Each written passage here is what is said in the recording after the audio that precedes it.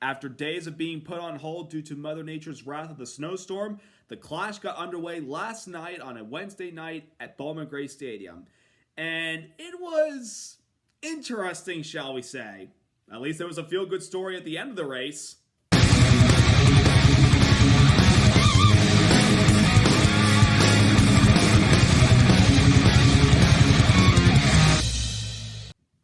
Hey there, race fans. It's Race Day Top 5 with me, Frank 5. The Clash, the exhibition race to open up the season every single year since 1980. We've done it at Daytona, then we transitioned the last couple of years to short tracks, quarter miles, actually done in a football stadium at the LA Coliseum for 3 years. But then last year we trekked to Bowman Gray Stadium in Winston-Salem, North Carolina. They don't call it the Madhouse for nothing because a quarter-mile track with cars tightly matched together, banging quarter panels side by side, bumping a guy out of the way. You've seen guys try to wrestle each other and fight each other because of the frustration. That tends to happen at this track. And last night, after being put on hold for multiple days due to a snowstorm that affected a lot of North Carolina, the Clash got underway on a Wednesday night. And we started out in dry conditions, and then it got a little bit interesting on the ugly side with wet weather and a lot of wrecks. But at the end of the night, a feel-good story happened at the checkered flag with a surprise winner to kick off the new season. Let's talk about all that happened at the Madhouse. Number 1, from modifieds to Cup Series winner, Ryan Preece scored the first checkered flag of the 2026 season by winning last night's CookOut Clash at Bowman Gray Stadium, besting William Byron, Ryan Blaney, Daniel Suarez, and Denny Hamlin for the victory. And what a journey it has been for Ryan Preece to get to this point to be a Cup Series winner. Now, it doesn't technically count because it's not a points race, but when you win a Cup Series event, it feels like the first time.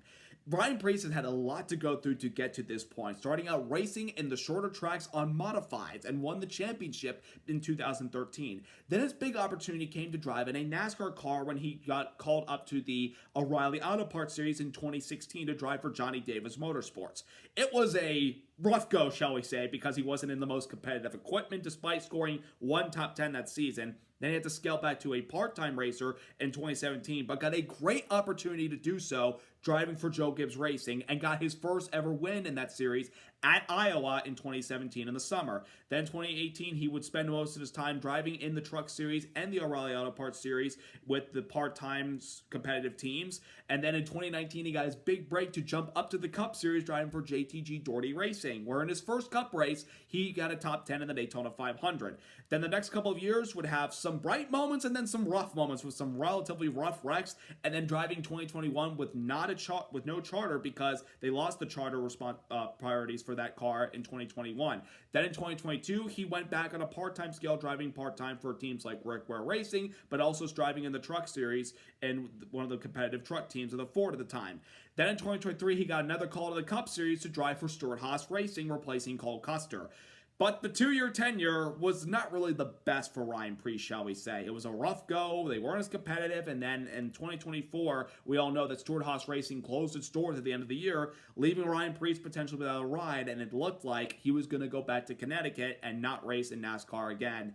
But another big opportunity opened up for him when Roush Fenway Keselowski Racing, owned by Jack Roush, John Henry, and Brad Keselowski, opened up a third car for the organization and called Ryan Preece to give him the opportunity. And he made the most of it last year. He had a really good first year with RFK. Yes, he didn't win a race, even though he came close a few times.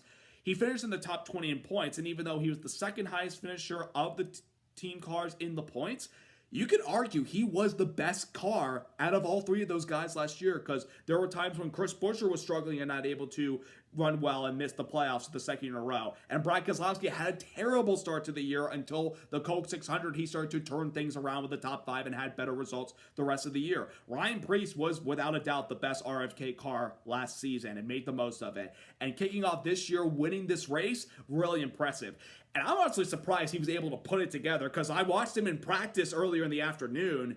He did not really look like a race-winning car, which is shocking considering he's so good at these shorter tracks with his modified experience. I thought he'd be in the top 5, top 10 as far as practice times, but he was nowhere near that, and it looked like it was going to be questionable. Could he make this race? Because they took the top 20 from the qualifying session, combined all three groups, the top 20 after the end of the session, would be guaranteed themselves into the field. Thankfully, he was able to get in the top 20 by being the 18th fastest qualifier and locked himself into the main event. But that would mean a long road up to the front of the field to try to work his way up there. And he had to beat around a couple of guys. He got in a couple of minor incidents, but thankfully didn't suffer significant damage, which at this quarter-mile track, you don't really expect a whole lot of it. But it took him a little bit of a while before he got in the top 10 by the end of the first segment.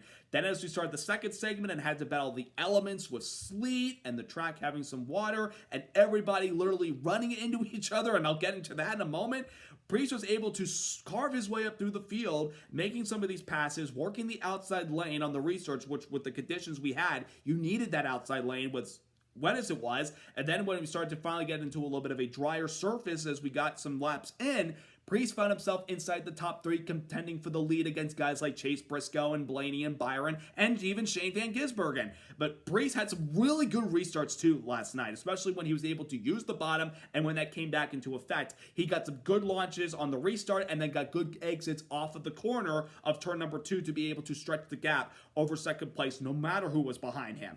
And those last 20 laps, he did his best to hold himself together and not make a mistake and not let the guy behind him make an opportunity to try to catch him for the win. Preece was able to hold his ground and get the checkered flag to win the Cookout Clash. And you could tell post-race how emotional he was because of all he's had to go through his career to go from modifieds, to get to NASCAR, to not knowing whether or not he would have a sustainable future because of the teams he kept going to and having opportunities. There would be things that would, work completely out of his favor and everything. Last night, he made the most of it, and you could just see the emotion in his voice when being interviewed by Regan Smith, how much this meant to him and how hard he's worked to get to this point.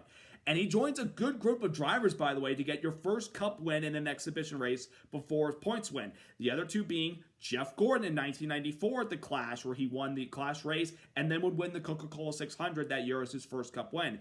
And Denny Hamlin was the last to do it in 2006 when he competed in what was then the Bud Shootout in 06 as a rookie and won that event, and then would win his first Cup race later in the year at Poconos, sweeping both races that year. For Ryan Preece to get this win, maybe it's a sign that he will also join those guys. In the year that he gets his first Cup win as an exhibition race, he follows it up with a points win in the regular season coming up. So will it happen? We'll have to wait and find out. But it is a good start. And it's also fitting that RFK Racing wins this race with the fact that they lost Greg Biffle in the offseason in that terrible plane crash. For them to win this first race and honor his memory couldn't be more fitting. And it's also fitting, especially because one of the owners, Brad Keselowski, who's a driver, wasn't competing this weekend because he's recovering from a leg injury that he suffered in the offseason while on vacation with family. But it's expected for him that he will be back for the Daytona 500 next weekend. But a big congratulations to Ryan Preece, Derek Finley, and the 60 team to win the first race of the season. And even though an exhibition race, a good start to 2026. Number 2, tricky elements leads to chaotic events. Last night, we had to battle the elements at Bowman Gray Stadium like we had the last couple of days. As we documented, snow pushed the race back to a Wednesday night event. We got the race going under dry conditions, and the first 100 laps was some relatively good racing with these guys kind of beating and banging a couple of times, battling for position. But then when we completed the 100 laps, a small cell of precipitation moved through the area, creating a lot of rain, some sleet, maybe a mixture of rain and snow for the most part, and got the track so wet that as the drivers were trying to warm up and see what the cars would be like on the track when the rain was still coming down, NASCAR decided to pull them back into the pit wall so they could all put on the wet weather tires, which they use for tracks under a mile. And in those conditions last night, putting on the wet weather tires worked. But I'm going to say this. When they put those wet weather tires on and they got back racing, it seemed like caution would happen every single time because these guys kept hitting each other, spinning around. We hardly even got a full lap of racing in more than once. These guys continuously ran into each other left and right. Chaos, and I know it probably feels like that's short track racing, but honestly, it felt like bumper cars to the extreme last night, and it's kind of something you don't really want. Even though these cars, composite bodies, they can take the hits, sometimes it can be really frustrating to see the pace of the race slow down continuously because they keep wrecking and restarting and wrecking and restarting lap after lap after lap after lap. We had 17 cautions last night. We only had for the first segment of the race, 3 of them due to incident, 1 due to the, segment coming to close. The final part of this race, it just seemed like every single time there was a caution because someone's spinning, somebody was wrecking. Heck, there were guys even running out of gas because some guys kind of played a little bit of a game as far as how much fuel should they put in the car, considering it's a quarter mile and you're not really going to need that much fuel. There were some guys that took on lesser fuel load for the race, and it led to some of them running out of gas, mainly 3 of the 4 Hendrick cars. Kyle Larson, our pole sitter, Chase Elliott, the defending winner, and even William Byron, who at times it felt like had a shot. But he fell back, and even though he was able to sort of recover and have a chance of the win, it was really a chaotic night. And I know they call it the Madhouse because it can get chaotic at times, but I think that took it to the extreme last night, mainly because of the weather conditions and these guys just continuously bouncing into each other side by side, left and right. It almost gave me a flippin' headache, for crying out loud. But there was a lot of chaos on the track last night, and there were guys up at the front of the field that had chances to win, but they would get involved in wrecks that would take their chances to win the race completely out the window. So that's the chaos that happened last night at the Madhouse. Number 3, debut of the new horsepower package. Last night was the first race to test out our brand new 750 horsepower package. As I documented in the preview video last week that I put out, that NASCAR, for every track under a mile this year, that includes the short tracks and the road courses, we've increased the horsepower by 80 horsepower to 750 for this year. That means extra horsepower for a little bit extra speed off at the corners, more tire fall off with the tires that they put on, and opportunities for some good side-by-side racing at short tracks, which we've missed for quite a while since we debuted the next-gen car. Because next-gen racing, when we put this car on a short track at a road course, wasn't as fun as a 1.5 or 2 mile track, and that's saying something considering the years before that they weren't really fun to watch. But the next-gen car made 1.5 and 2 mile racing a lot of fun. But for road courses and short tracks, we've been trying to find a balance that'll benefit not just the drivers, but the fans.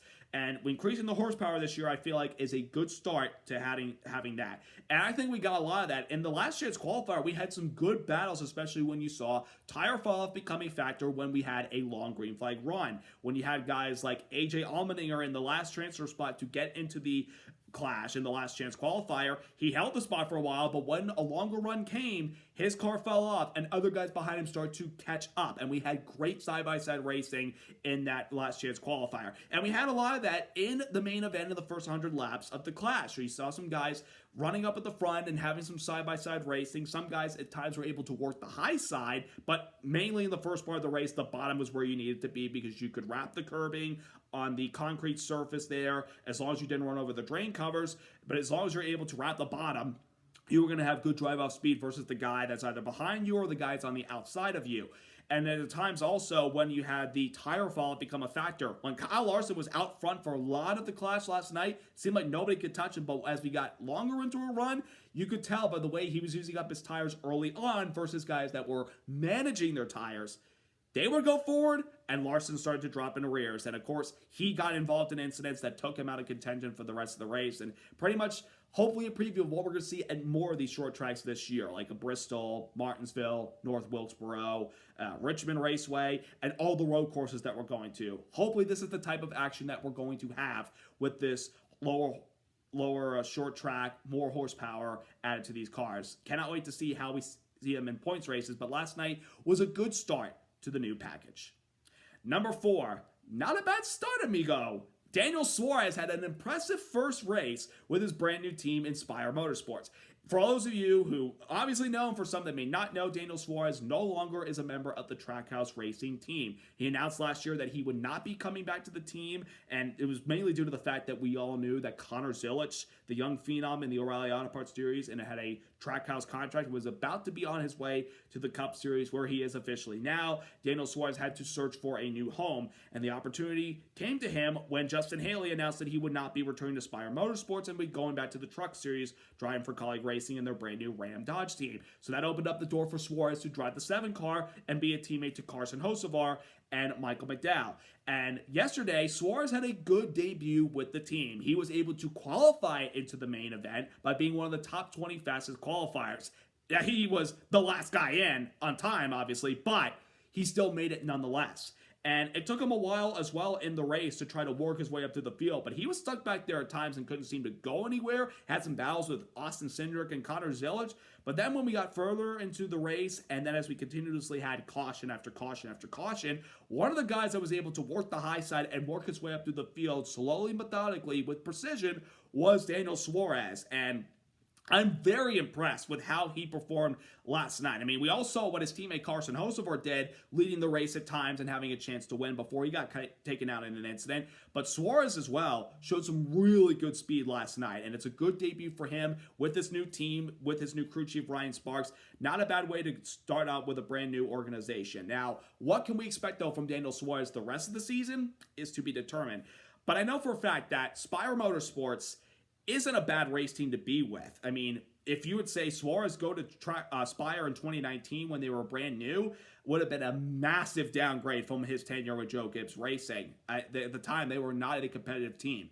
But the last couple of years, you've seen them continuously get better and better and better because they've got more resources. They're having, getting a grip on these race cars, which honestly the next-gen cars really benefit a team like this. And they've got some good talent over there. Of course, Michael McDowell, the veteran that he is, has some good runs. And the flashiness, albeit aggressiveness style of racing we've seen from Carson Hocevar, he's a treat to watch. And Daniel Suarez has a mixture of consistency and learning to get the most out of your car the best way possible. And if Suarez can do a lot of that this year, he could be somebody to watch out for to have some good runs this season. I don't necessarily mean make the chase, but if they are able to be consistent for a lot of 2026 and find themselves in the top 20 in points perhaps, then there's maybe a chance in his first year with a new team, he could shock the world and possibly get them into the chase. But that maybe is taking it a little too high as far as the expectations, but it was a good start for Suarez and his new home last night.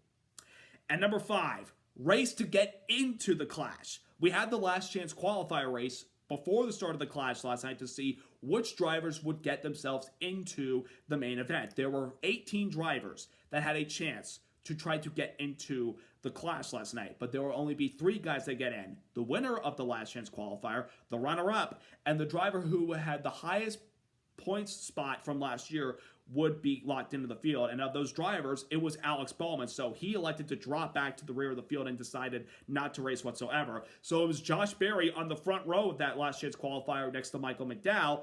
McDowell got the jump, but he wasn't the control car. And because he beat Berry out of the restart box, NASCAR penalized Michael McDowell and they had to send him to the tail end of the field for jumping the start. And pretty much took McDowell out of contention because he could not get back up there at all. So it was Josh Berry that took control of the lead, but then AJ Allmendinger a couple laps into the run got by Berry, but then as we got further into a longer run, Berry got the lead back from Allmendinger and did not look back. He got going, had a really good long run car and was able to take victory, but the battle was right behind him for second place to get into the Clash.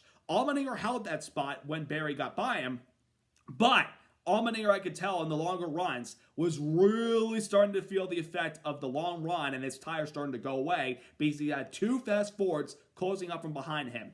Corey LaJoie, who was in the 6th car for relief role for Brad Keselowski, who recovers from the leg injury, and Austin Cindric from Team Penske. When LaJoie was able to get by Allmendinger, especially with help from lap traffic getting in the way, he was able to take the spot from him, but Austin Cindric was all over the back bumper. And the last couple laps, those two kept going back and forth, changing the second spot for multiple laps until it came down to the last lap when Cindric was just on the inside of LaJoie, not willing to stay in front of him in the last lap because you know for a fact LaJoie was going to put the bumper to Cindric to move him out of the groove. He stayed right on the inside of LaJoie, and then from far behind, Allmendinger came right back up, gave Cindric the shot into turn 3, hoping to send them both up the high groove and out of the way.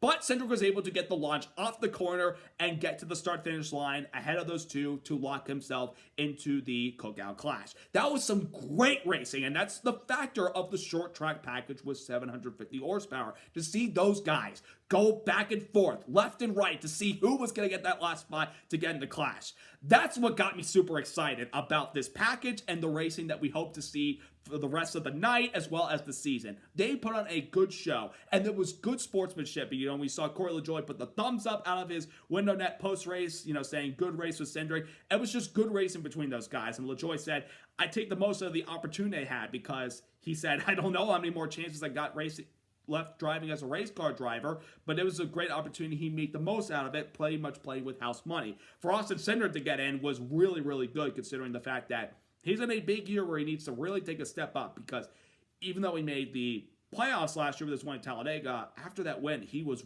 really, really bad. But it was a good battle to see those two go at it for the final transfer spot to get into the Clash. Great racing in general. So, with the Clash officially done, we're now on to Speed Weeks at Daytona. It kicks off next Wednesday night at 7 p.m. on FS1, where we're going to have qualifying, which we will set the front row for the Daytona 500, and the rest of the grid for the lineup for the dual races on Thursday. Also keep in mind that 2 drivers that do not have a charter will lock themselves into the 500 on qualifying speed Wednesday night. Then comes Thursday, where we'll set the starting lineup for the 500. We'll also find out which drivers will race their way into the Great American Race. And we've got more than 40 cars entered, so there's going to be some pretty good cars that don't necessarily make the 500. It's going to be a battle. And then, of course, we all know, February the 15th, the Daytona 500 to kick off a new season of NASCAR Cup Series racing. So what's going to happen next week? All I can tell you is the excitement in my system is starting to pump up, and I cannot wait to get this season started. And we'll be doing it next week when we kick it off with Speed Weeks with qualifying. So hope you all had a wonderful time watching the Clash last night. Thanks so much for watching. Subscribe, like, and congrats to Ryan Preece and RFK Racing winning the Clash at Bowman Gray. Have a great week, everybody. Let's go racing!